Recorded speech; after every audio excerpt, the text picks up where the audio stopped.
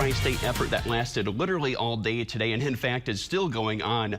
Hundreds of music and fine arts students from Illinois, Missouri, and Iowa were involved in today's Showcase of Excellence. It's the Quincy Public School Music Department's biggest fundraiser of the year and supports students all the way K through 12. Roughly 130 Quincy students are a part of it, and after performing, each student got to attend an educational clinic. I would say there's between 500 and 600 students performing here today. We actually have about 130 of our own Quincy High School students who are performing as well as volunteering. It's all part of the department work to raise the funds that we need. Awards begin at 5 p.m. and the showcase is expected to wrap up within the next hour.